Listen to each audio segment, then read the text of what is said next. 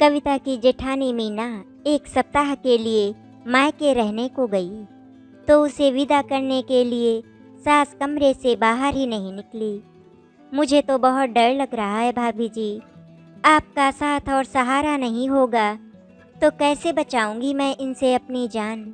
सिर्फ 4 महीने पहले इस घर में बहू बनकर आई।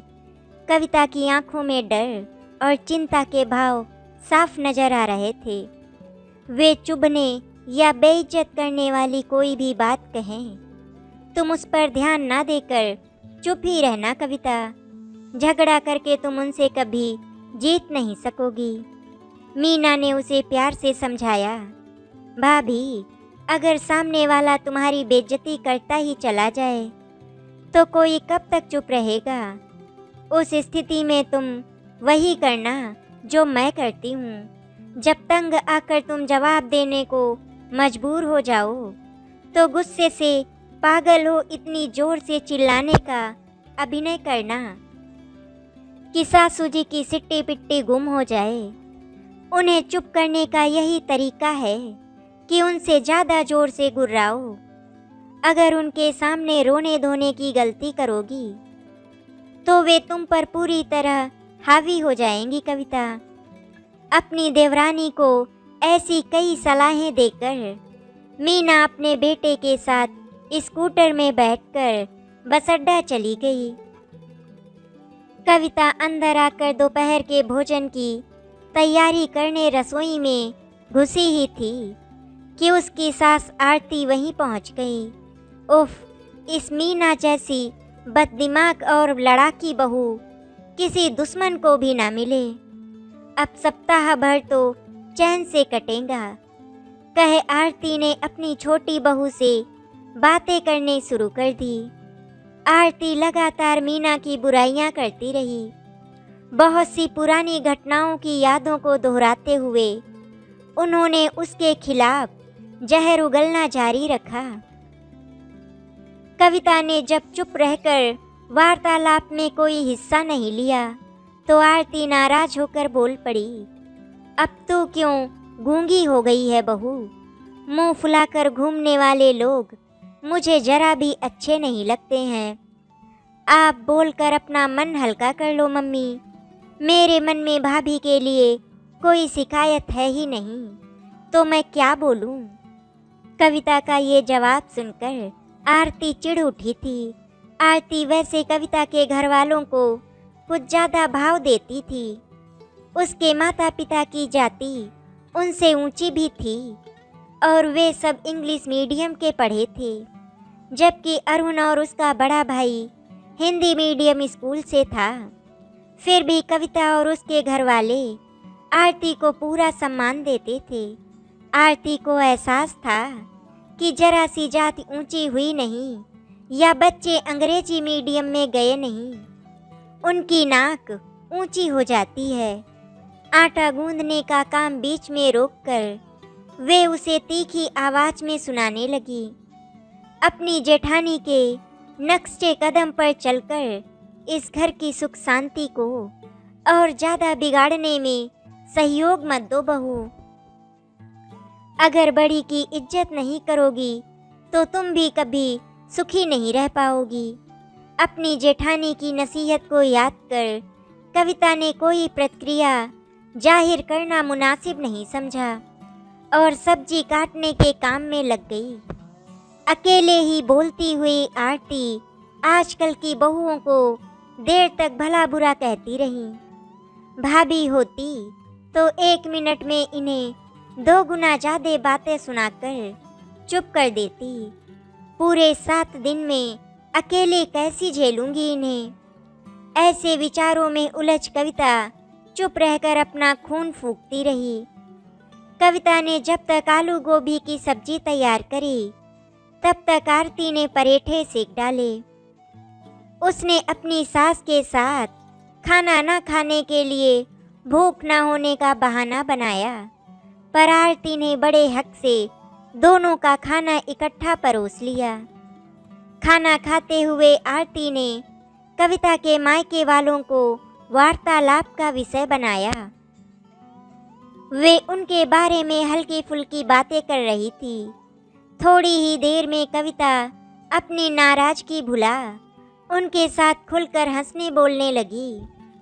भोजन समाप्त कर वो आराम करने के लिए अपने कमरे में आकर लेट गई।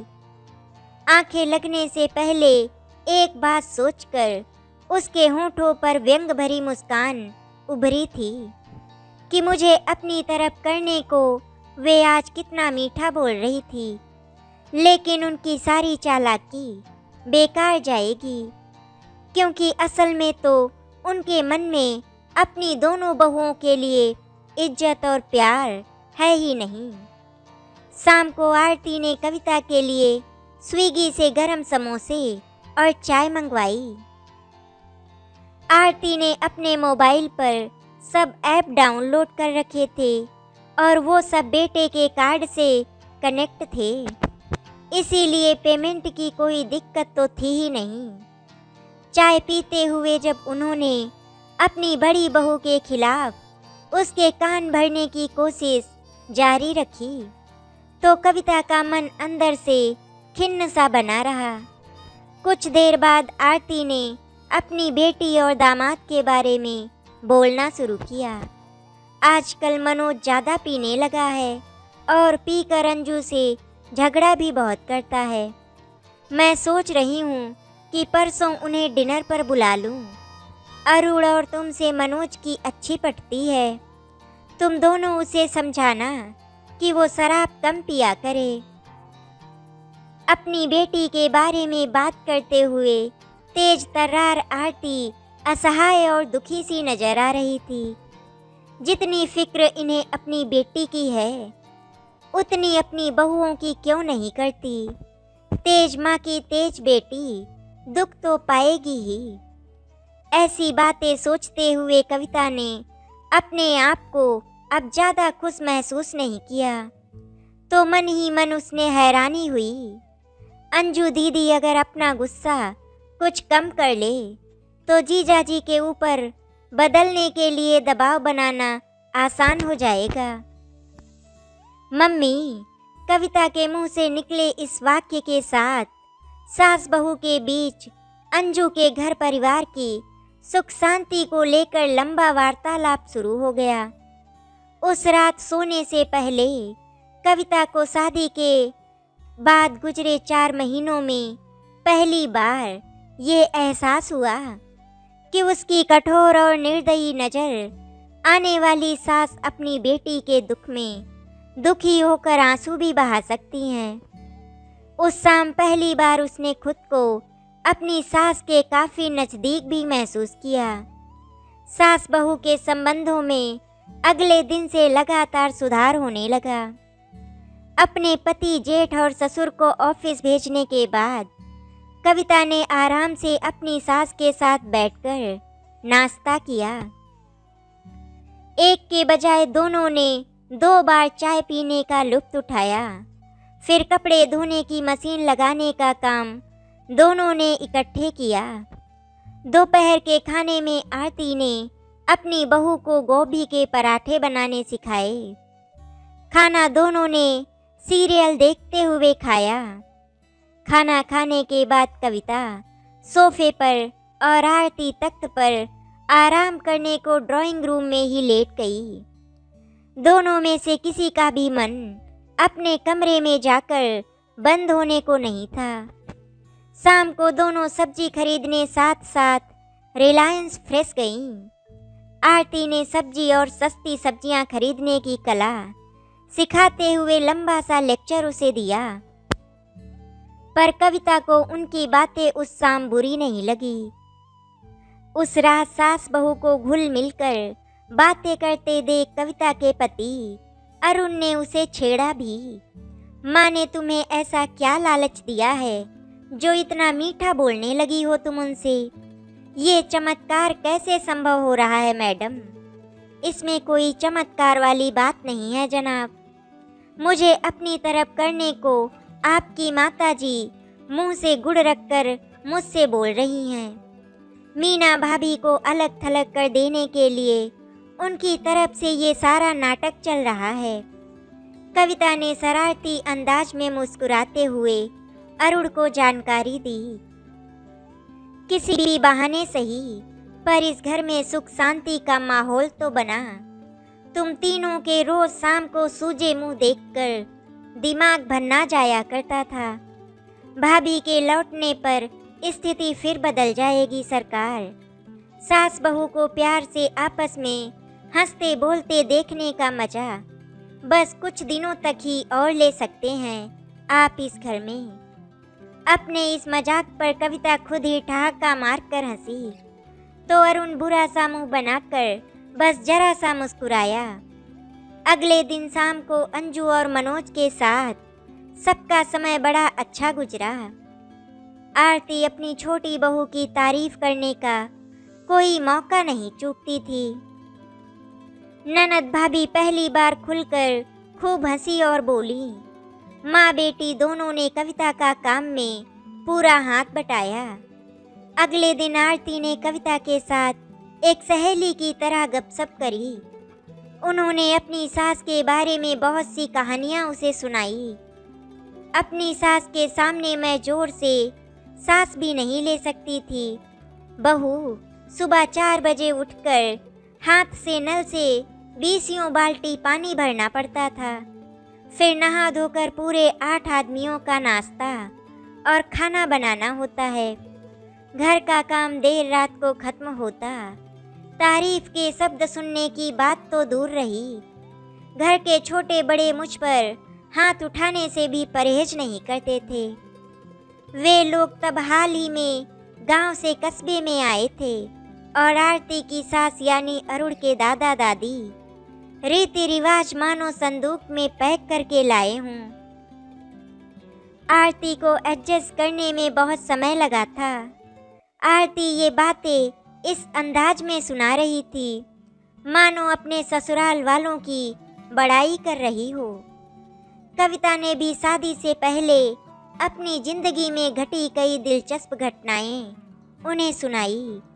इसमें कोई शक नहीं कि सास और बहू इस एक सप्ताह में एक दूसरे के काफ़ी करीब आ गई थी। मीना की वापसी होने से एक दिन पहले आरती ने कविता को अकेले में अपने पास बैठाकर बड़े प्यार से समझाया, तुम स्वभाव की अच्छी और समझदार औरत हो बहू, बस तुम मीना के बहकावे में आना बंद कर दो। उसकी सह पर जब तुम मुझसे बहस और झगड़ा करती हो तो मेरा मन बड़ा दुखता है। उसकी तरह अगर तुमने भी मेरी बेइज्जती करने की आदत डाल ली तब मेरी जिंदगी तो नर्क बन जाएगी। मम्मी, आप प्लीज आंसू मत बहाओ। उनके लौटने पर हम सब मिलकर कोशिश करेंगे कि घर का माहौल हंसी खुशी से भरा रहे। अपनी सास को ऐसा दिलासा देते हुए कविता की आंखों में भी आंसू भर आए। उस रात कविता को जल्दी से नींद नहीं आई। कुछ सवाल लगातार उसके मन में चक्कर काटे जा रहे थे। नज़दीक से जानने का मौका मिला तो मेरी सास दिल की वैसी बुरी जरा भी नहीं निकली जैसी मैं उन्हें अब तक समझती आई थी। मीना भाभी तो पहले दिन से मेरे हित और खुशियों का ध्यान रख रही हैं। जब इन दोनों के दिल में कोमल भावनाएं मौजूद हैं तो इनके आपसी संबंध इतने ज़्यादा खराब क्यों हैं? मेरे दिल में सासू जी को लेकर जो गुस्सा, नफरत और डर बैठा था वो सप्ताह भर में किन कारणों से गायब हो गया। घर में बना सुख शांति का माहौल क्या मीना भाभी के लौट आने पर बरकरार नहीं रखा जा सकता है? ऐसे सवालों के सही उत्तर पाने के लिए कविता ने देर रात तक माथापच्ची करी। अगले दिन रविवार की सुबह मीना अपने बेटे के साथ सुबह 10 बजे के करीब घर लौटी और घंटे भर बाद ही आरती और उनके बीच तेज लड़ाई हो गई। मीना की कमर में सफ़र के दौरान झटका लग जाने से दर्द हो रहा था। वो काम में लगने के बजाय जब अपने कमरे में जाकर लेट गई तो आरती ने उसे बहुत सारी जली कटी बातें सुना दी। जब ससुर और जेठ ने अपनी अपनी पत्नी को ऊंची आवाज में बहुत जोर से डांटा, तब कहीं जाकर घर में शांति कायम हुई। आरती ने रसोई में आकर कविता से मीना की बुराई करनी शुरू कर दी। बहू रेखा जितनी लंबी जबान है इसकी, मैंने इसे घर से अलग करने का फैसला कर लिया है। कविता ने कोई प्रतिक्रिया दर्शाने के बजाय उनसे सहज स्वर में पूछा, मम्मी आज अरहर की दाल बना लें? देख लेना एक दिन टेंशन के कारण मेरे दिमाग की कोई नस जरूर फट जाएगी। आप इस पतीले में दाल निकालो, तब तक मैं दही जमा देती हूँ। आरती ने एक बार को तो उसे गुस्से से घूरा, पर फिर कड़वे शब्द मुंह से निकाले बिना डब्बे से दाल निकालने के काम में लग गई। शायद नाराज हो जाने के कारण उन्होंने अपनी छोटी बहू से फिर कोई बात नहीं करी। कविता जब कुछ देर बाद चाय का कप लेकर मीना के कमरे में गई, तो उसने आरती के खिलाफ जहर उगलना शुरू कर दिया। पता नहीं कब इस खूंखार औरत से हमारा पीछा छूटेगा। मुझे एक वक्त का खाना खाना मंजूर है, पर मैं अब इस घर में नहीं बल्कि किराए के मकान में रहूंगी। अब गुस्सा थूक कर ये बताओ कि आप मेरे लिए क्या लाई हो। कविता ने वार्तालाप का विषय बदल दिया। इन्हें बहुत घमंड है अपनी धन दौलत का, पर मुझे इनसे एक फूटी कौड़ी भी नहीं चाहिए। आप कहीं घूमने भी गई या सारा समय घर पर ही रही? अभी मुझसे कुछ मत पूछ कविता। तुम्हारे पास दर्द की कोई गोली पड़ी हो तो दे देना। शाम को मेरे साथ डॉक्टर के यहाँ चलोगी? जरूर चलूंगी भाभी, आप चाय पीना शुरू करो, मैं आपके लिए गोली लेकर आती हूँ। कविता को मीना ने अजीब सी नजरों से देखा। उन्हें अपनी देवरानी बदली सी लग रही थी। वो उसमें आए बदलाव को समझकर कुछ कह पाती, उससे पहले ही कविता कमरे से बाहर चली गई। आरती और मीना ने बहुत कोशिश करी, पर कविता के मुंह से किसी की तरफदारी करते हुए एक शब्द भी नहीं निकला। इस कारण वे दोनों ही शाम तक ये सोचकर उससे नाराज रही कि वो हाँ में हाँ न मिलाकर दूसरी पार्टी की तरफ हो गई है। आरती और मीना के बीच उस दिन कई बार झड़प हुई, पर कविता का मन जरा सा भी तनाव का शिकार नहीं बना। पहले की तरह न उसे सिर दर्द ने सताया, न भूख और नींद पर बुरा असर पड़ा। शाम को मीना भी काम में हाथ बटाने के लिए रसोई में आ गई। वो और आरती दोनों ही उसे संबोधित करते हुए बातें कर रही थी। एक ही अनुपस्थिति में जब दूसरी उसकी बुराई करना शुरू करती, तो कविता फौरन ही बात को किसी और दिशा में मोड़ देती। उसके इस बदले व्यवहार की बदौलत रसोई में आरती और मीना के बीच टकराव की स्थिति विस्फोटक नहीं होने पाई। कुछ देर बाद तो वे दोनों आपस में सीधे बात भी करने लगी, तो उनकी नजरों से छिपकर कविता प्रसन्न भाव से मुस्कुरा उठी। पिछली रात देर तक जागकर वो जिस निष्कर्ष पर पहुंची थी, उस पर उसने आज का नतीजा देखकर सही होने का ठप्पा लगा दिया। आपसी झगड़े बहुत कम देर तक चलते हैं, पर उनकी चर्चा कितनी भी लंबी खींची जा सकती है। हर वक्त ऐसी चर्चा करते रहने से मन में उनकी यादों की जड़ें मजबूत होती जाती हैं। इस कारण मन में दूसरे व्यक्ति के लिए झगड़ा समाप्त होने के बाद भी बहुत देर तक वैर भाव बना रहता है और नया झगड़ा शुरू होने की संभावना भी बढ़ जाती है। इस तरह की चर्चा करने में कहने और सुनने वाले को रस तो आता है, पर यह रस आपसी संबंधों के लिए जहरीला साबित होता है। जब भी मेरे सामने ऐसी चर्चा शुरू होगी, मैं फौरन कोई और बात आरंभ कर दिया करूंगी। मेरे ऐसे व्यवहार के लिए मुझे कोई भला कहे या बुरा, मुझे परवाह नहीं। ऐसा फैसला करके कविता देर रात को सोई और आज अपने मन को प्रसन्न व हल्की फुल्की अवस्था में पाकर वो अपने फैसले पर उसके सही होने की मुहर पूरे विश्वास के साथ लगा सकती थी। आशा करती हूँ आपको हमारी कहानी अच्छी लगी होगी। अगर आपको हमारी कहानी अच्छी लगी तो वीडियो को लाइक एंड शेयर करें, चैनल को सब्सक्राइब करें। वीडियो देखने के लिए आपका धन्यवाद।